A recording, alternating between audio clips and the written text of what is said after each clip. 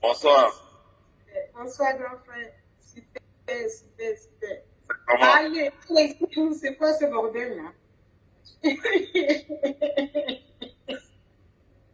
Je suis au resto avec des amis, donc je passe seulement 5 minutes avant de me déconnecter. Mais je ne te coupe même pas, je te laisse parler. Non, je pense que c'est très important le travail de conscientisation que tu es en train de faire parce que, en fait, comme je l'ai dit à d'autres personnes, ce qui se passe, et on le sait déjà ici, c'est qu'il n'y a plus d'argent dans les caisses. Il n'y a plus d'argent. C'est la France qui a dû donner 201 milliards l'autre jour pour qu'on puisse payer les fonctionnaires. Sinon, c'était l'arrêt total. Et la vie chère va étrangler parce que le pays n'avait déjà plus de réserves. Donc, il faut l'argent, les devises pour importer du pétrole. Il faut l'argent pour importer le blé. Parce que le blé, c'est le pain, c'est les beignets, etc.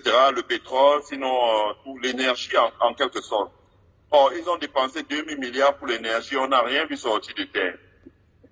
La conséquence de ça, c'est que c'est impossible.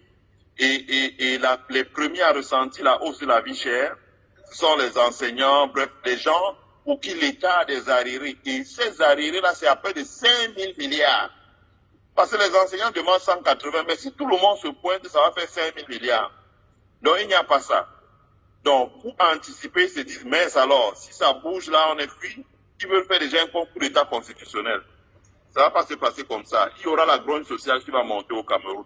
Parce que les prix chers sont là, parce que l'État ne pourra plus subventionner. Et c'est la faute de l'État. Parce que qu'est-ce qu'ils ont fait de tout l'argent qu'ils ont pris pour pouvoir construire les barrages? Aucun barrage ne marche. On a détruit la Sonara. Qu'est-ce qu'ils avaient fait? La Sonara n'avait pas d'assurance. Si la Sonara avait eu l'assurance, c'est que l'assureur aurait payé pour la reconstruction d'une nouvelle Sonara.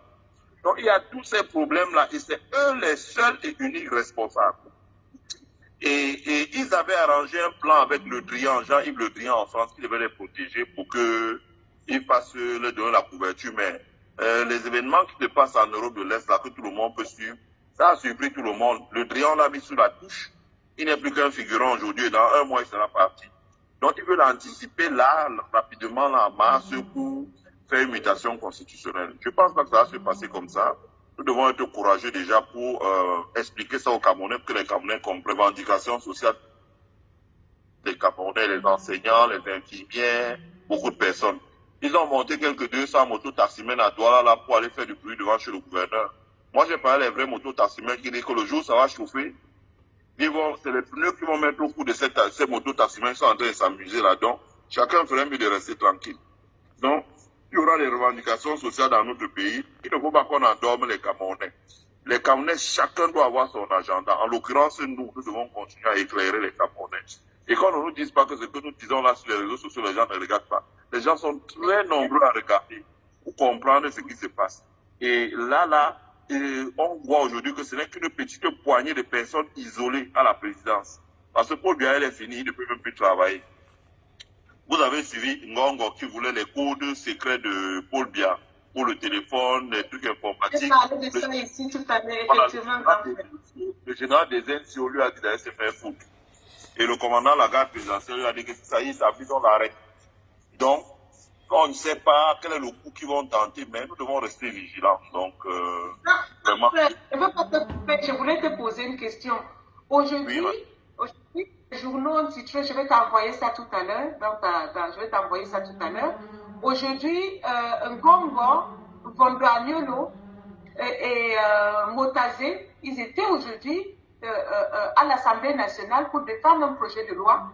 C'est titré aussi par le journal Le Matin. Ce sont tes collègues, même si je sais que tu ne peux plus entendre parler de ces gens que tu qualifies d'incompétents. Ils ont quand même titré. Il y a d'autres journaux qui vont titrer ça demain matin.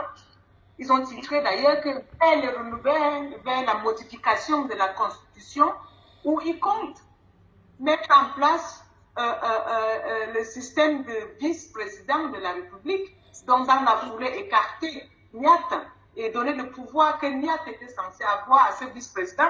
Qu'est-ce que tu penses de ça? C'est quoi cette histoire? Moi, j'aimerais bien avoir une vision de ton niveau. Je suis en train de dire que ceci intervient parce que le mouvement qu'il y a eu en Ukraine a mis sur la tuile au Mali, fait que Macron va envoyer au village Le Drian. Or, Le Drian, c'est celui qui en France avait garanti que, écoutez, je serai au Quai d'Orsay, même encore dans les années qui viennent. Et s'il y a quelque chose qui se passe, c'est moi qui aurai le dossier Cameroun. Donc, je vais vous aider, comme au Tchad par exemple, à mettre en place un héritier qui sera celui que vous connaissez.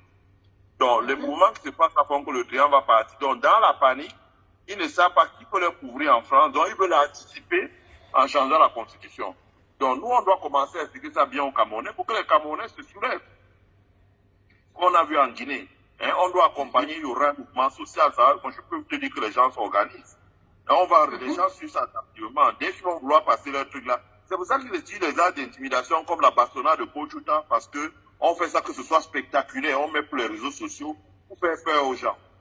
Mais je rappelle qu'ils avaient commencé comme ça au Nozo, en tapant sur les avocats. Aujourd'hui, au Nozo, 90% du territoire occupé par les Ambaboy. L'armée se cache. Donc, il ne faut pas qu'ils fassent peur aux gens. Ça va pas se passer comme ça, là. Je pense que ça va pas se passer comme ça.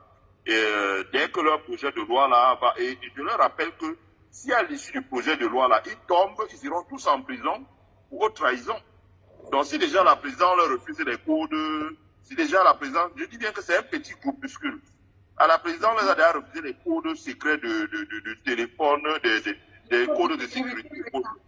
Voilà, donc c'est un petit groupe maintenant là, et ça va se passer comme ça s'est passé en Guinée. Ça veut dire que même le commandant de la garde présidentielle peut se lever un matin, il les arrête et ils disent que le cinéma a assez duré. Donc nous devons être vigilants et notre travail va être d'éclairer les Camerounais. C'est pour ça que vraiment j'apprécie ce que tu fais là, d'éclairer les Camerounais. On doit repartir au combat, d'éclairer les Camerounais. À partir du moment où on éclaire les Camerounais, ils comprennent et ils vont prendre leurs responsabilités. Voilà. Ah, je suis tellement contente de ton intervention.